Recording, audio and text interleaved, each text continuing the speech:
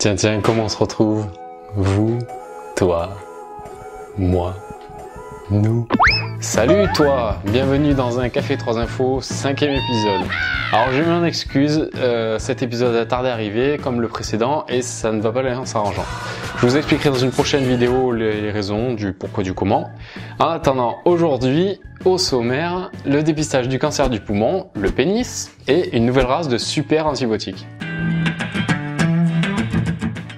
Le cancer du poumon tue chaque année 27 000 personnes. C'est une véritable hécatombe. Imaginez seulement si une prise de sang permettait de le diagnostiquer 4 ans avant son déclenchement. Eh bien, c'est chose faite. Enfin, du moins sur le papier. Une équipe du CHU de Nice, dirigée par le professeur Paul Hoffman, a mis au point un test sanguin qui permet de détecter la présence de CTC dans le sang 4 ans avant qu'elle ne se fixe pour former un cancer.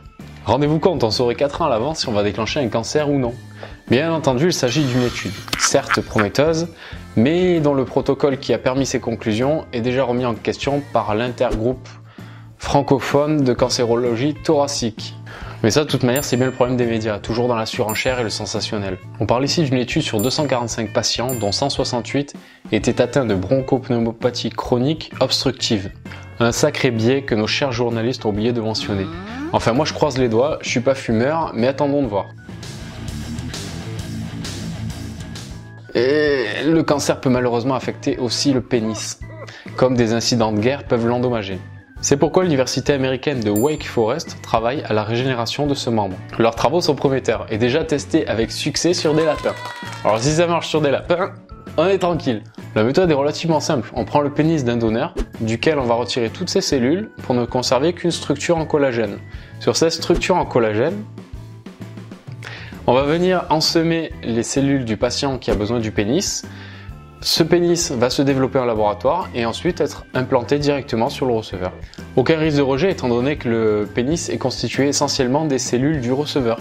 Une prouesse qui devrait rapidement être testée sur l'homme. Entre-temps, un jeune garçon de 21 ans, premier greffé d'un pénis provenant d'un donneur décédé, a pu avoir un enfant avec sa compagne. C'est pas miraculeux, moins d'1 an après l'opération.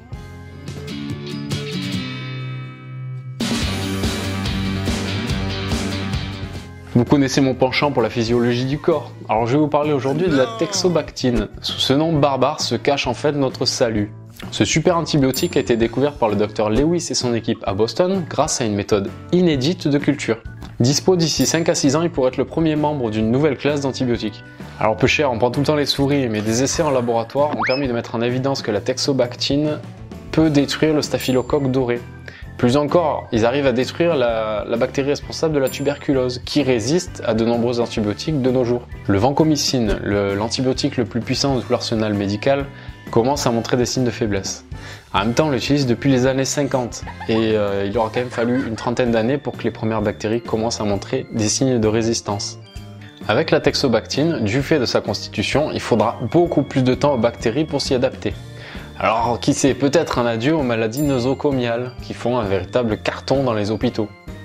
Merci d'avoir regardé la vidéo, j'espère qu'elle vous a plu. Je vous dis à bientôt pour une prochaine vidéo et pour une prochaine série de vidéos dans laquelle je m'expliquerai sur le retard que je prends en ce moment sur un Café 3 Infos.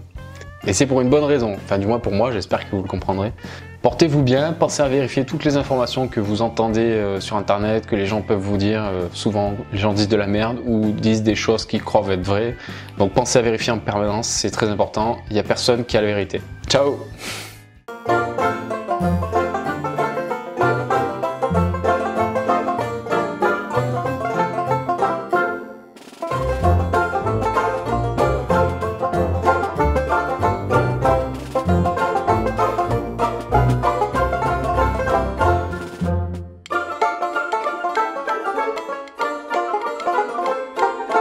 Thank you.